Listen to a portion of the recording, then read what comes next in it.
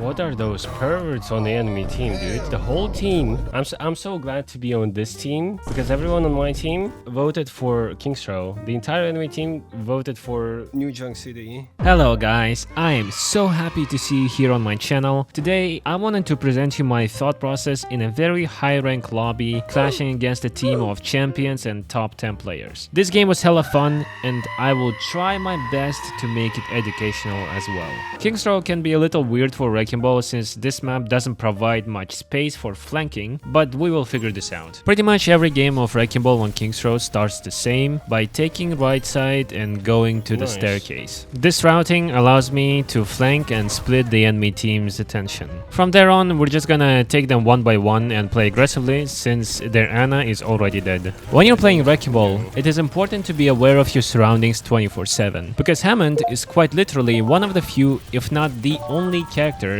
who was designed to be in the middle of the enemy team and be able to survive all the incoming damage from all sides. But it doesn't mean that you should. That is why you have to think of this game in 3D, so you can reduce the amount of damage and risk you take. Let's take a look at this fight once again. First of all, if instead of dropping from the window here, I dropped earlier here, or here, or even went main straight from the beginning, both Wuyang and Sojourn would see me coming and easily escape my pile driver. On top of that, this whole area lacks cover, and even if I decide to go back to my team, Arisa, who's holding my entire team alone, can turn around at any time, spin or spear me into her team, and then I am just cooked. Especially considering how far away my team is. Basically saying, landing in this area with any of these routings make me sandwiched.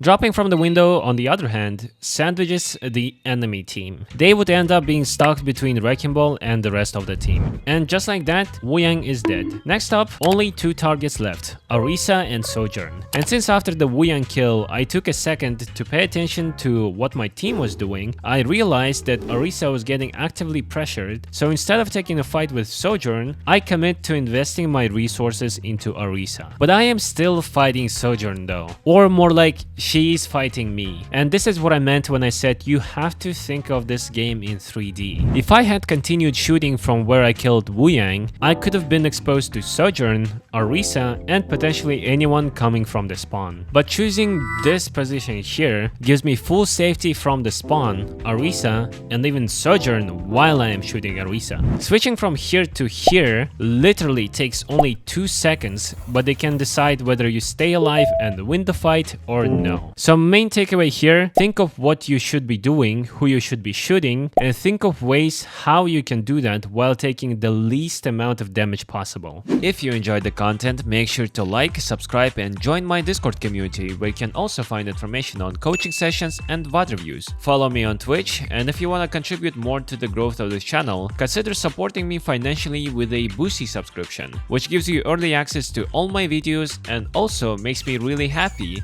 Enjoy the video.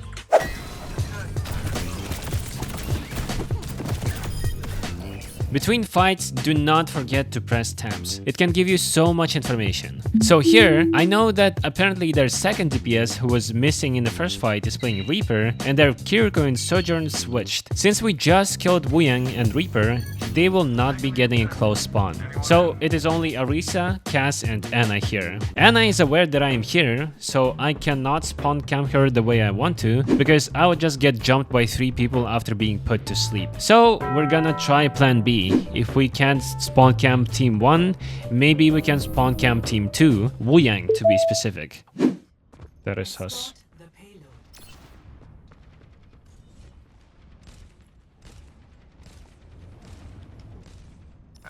Well, unfortunately not. Reaper is already here and Wuyang is still in spawn. Well, in that case, plan C, go back to the payload and take a 4v3 fight with the team.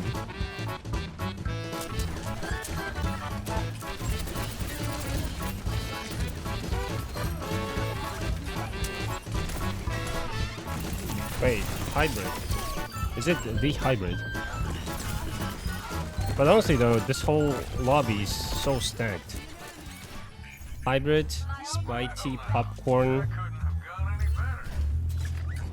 This high ground here is especially great for wrecking ball while you are still pushing the payload to the second point, as it stalls the enemy team's time. But you also shouldn't be overstaying your welcome here, so once you stall at least a few seconds, get out fast before you get stuck in that backline.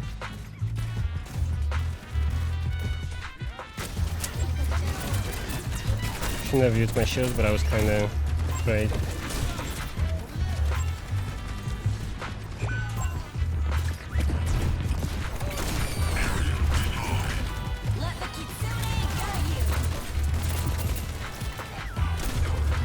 Now looking back at this fight, I'm thinking, instead of ending up back on main, I should have stayed inside my minefield, using it as a zoning tool from Orisa and Reaper, and try to at least focus down Cassidy.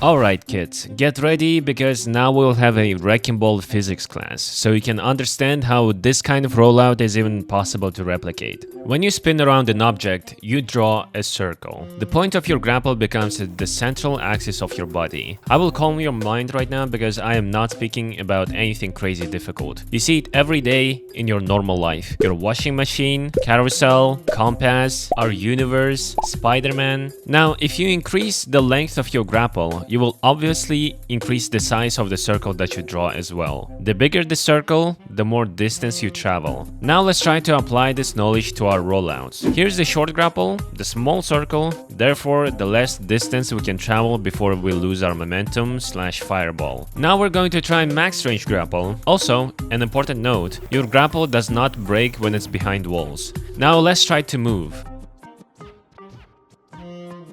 Barely. What we need to land securely is retraction. When we shorten the grapple, we increase the speed of the ball, and additionally, it allows us to maneuver around. So now, max range grapple, retract midair, and maneuver. Done. Although I don't have my shields here, and usually I teach you guys not to go in without your shields, I can still go in very aggressively here, relying on Lucio's sound barrier. We lost one, but it is still winnable, especially considering they used both support ultimates. Now that we lost 3, we should just reset quickly. That wasn't very Gucci. There are not too many options we have here because they have both heavy frontline and backline. In many ways, nothing is really happening. My team isn't doing anything and my hands are tied because I can't afford myself to engage aggressively right now. When I end up in such scenarios, I slow down my own gameplay so that the enemy team can speed up and eventually make a mistake. And when that happens, I will speed up myself. And this is exactly what happened here. Reaper got greedy and eventually made a mistake.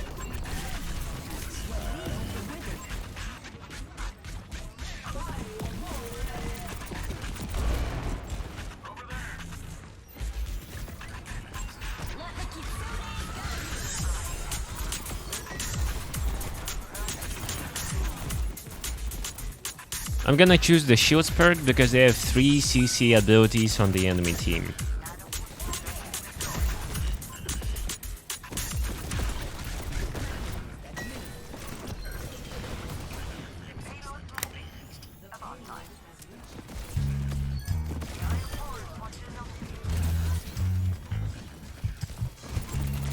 Here I tried to double boop Orisa off the map, but honestly I would have been way more useful if I tried to kill Ana. This is why you don't tunnel vision on text, because you can miss out on actually useful plays.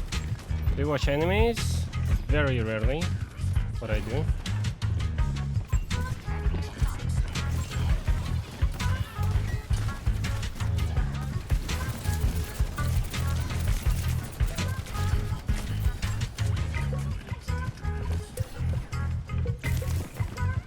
When you have 15 to 10% to your ultimate, you want to stay main and just shoot people until you get your ult. This allows you to plan your next engage around your ultimate plus pile driver combo. But since we killed Wu Yang, I can afford just nuke dropping myself onto Ana.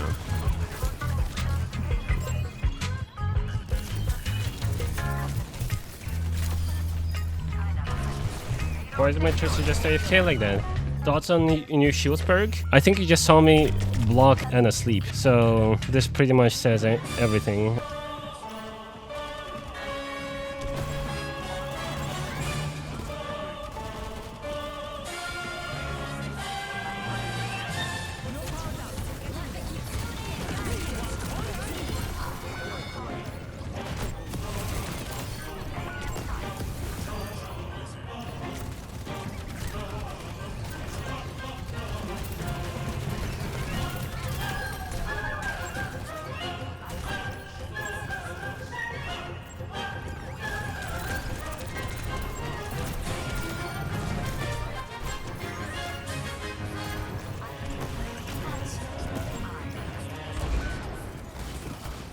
When it's 20 seconds left before the game ends and your teammates start dying, you have to play very slowly and not die next. The best thing you can do here is actually find an invisible spot, stay there AFK and touch the objective only when it's 3 seconds left, which will activate overtime. From then on, one touch grants you 5 seconds of overtime, but this number starts gradually decreasing, so keep this in mind. That is why you can actually afford yourself to go and get healed while no one is on the objective. Also, when you have a tracer on your team, you can play what I call a relay race. You touch first, then you go back, get healed, refresh cooldowns, while tracer wins time for you, then she goes back, you win time for her, and so on and on. Spin to win is often not a viable strategy, this is one of the exceptions. Firstly, I get my ult charge quickly, secondly, I annihilate Arisa's health, and thirdly, it wins time for the rest of my team to engage in the fight.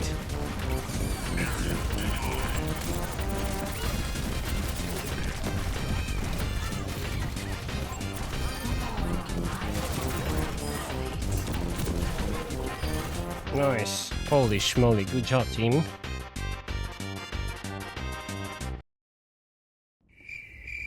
Champion DPS, top 8 tank, top 10 tank. Alright, nice. Bro, what a lobby. On defense, I like to start off near the statue, which allows me to scout the enemy team early and also gives me enough height to pile drive.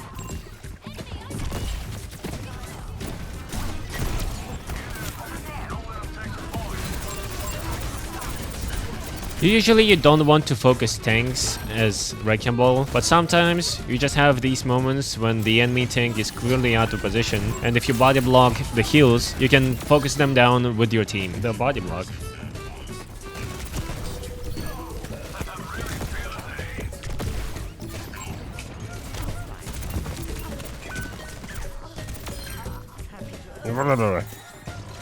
My aim.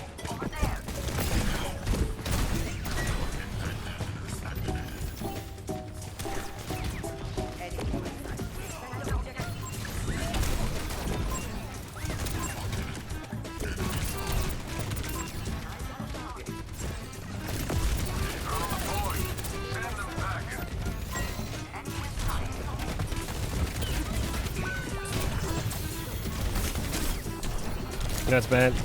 When you're playing Wrecking Ball and you are low and you're running for a health pack, if you move in a straight line, you will become an easy target to finish. Instead, you want to apply more curvature to your movement, hug walls and try to stay out of enemies' line of sight for as long as possible. That's bad.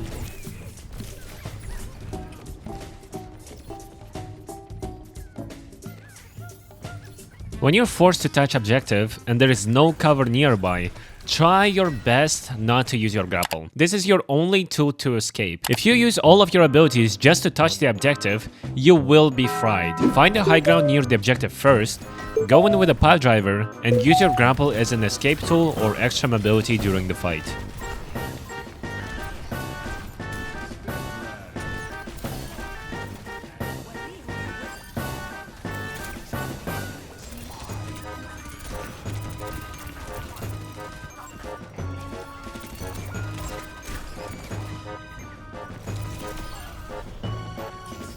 Sometimes as Wrecking Ball on defense, the smartest thing you can do is actually do nothing and shoot the enemy tank.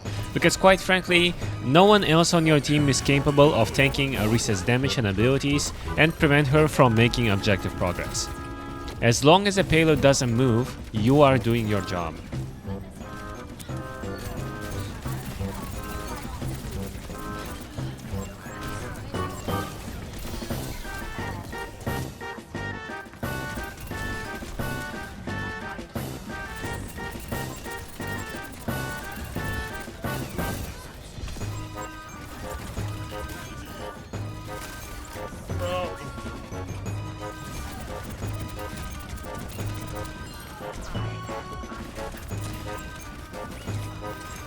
Sleeping, I don't know you. Go on, we are sleeping back.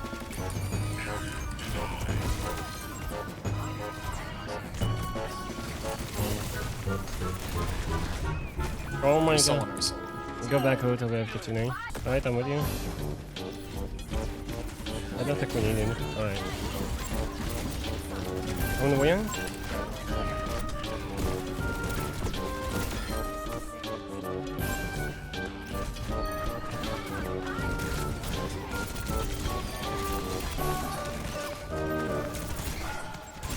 It's no gold, they did.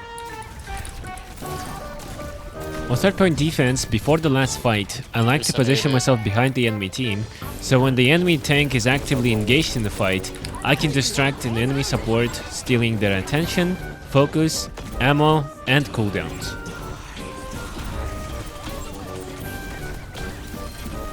When your teammate is in trouble, do not forget that you can share your shields with them, which will not necessarily save them, but might win them some time to deal more damage on an enemy that you can finish off on your own after. Q1.